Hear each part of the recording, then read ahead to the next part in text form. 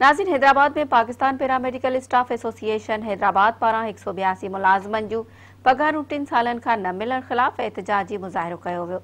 उन हवाले से पेश आहे मुदस्सिर अब्बास की ही रिपोर्ट। नाज़रीन, हैदराबाद में पैरामेडिकल स्टाफ जे मुतालबनि जी मुंता लाइ मुसलसिल सरापा एहतजाज है।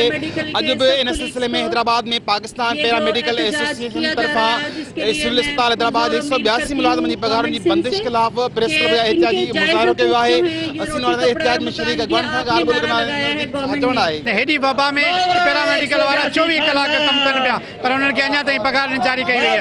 असीं सीएम साहब खां अपील कंदासीं त हिननि जे 182 खानदान खे पगार ॾेई पगार फाका कशी खां बचाओ। 3 सालनि खां पगार न मिलनि ते वीचारा ईअं सम्झो तो बेरोज़गारी में जो फाको जो हिन जे घर में हिकिड़ो प्रोग्राम इहो थी वियो आहे त हाणे पंहिंजी ज़हनी तौर ते ही परेशान लॻा पिया आहिनि। हिकिड़ो सलीम जीअं अमजद भट्टी उहो इन ई फाका जे करे हिन दुनिया मां लाॾाणो करे वियो। असां चऊं था सीएम साहब हिननि जे मथां कुझु रहम जी अपील कई वञे, हिन खे पगारूं बहाल कयूं वञनि। इन खां पहिरीं त ही ॿियो को फर्द मरे त इन जी पगारूं फौरी तौर पर बहाल कयूं वञनि। घरनि में फाका कशी जो इहो इंतिहा जो हिकु टाइम जो खानो खाइनि था, हिकु टाइम जो कोन था खाइनि।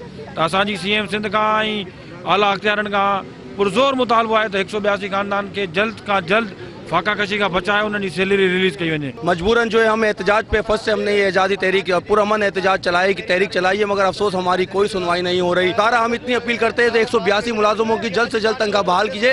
रमज़ान जो महीनो अॻिते ईद अचे पई त इन्हनि जो मसलो हल कयो वञे, कंहिं बि तरीक़े सां इन्हनि खे रीइंस्टेट कयो वञे, रीअप्लाई कयो वञे, इन्हनि खे पगारूं ॾिनी वञनि। असांजो इहो ई मुतालबा, हालांकि असीं डॉक्टर आहियूं, असां पैरामेडिक्स न आहियूं, पर पैरामेडिकल एसोसिएशन तरफ़ डॉक्टर जी थे असांजा भाउर आहिनि। इन्हनि जी तकलीफ़ूं असां सां बर्दाश्त कोन थी कनि। अगर ये लोगों को तनख्वाहें नहीं मिलेंगी तो वो बीमारियों से कैसे लड़ेंगे, वो खाना कैसे लेकर जाएंगे, उनके मसाइल कैसे हल होंगे।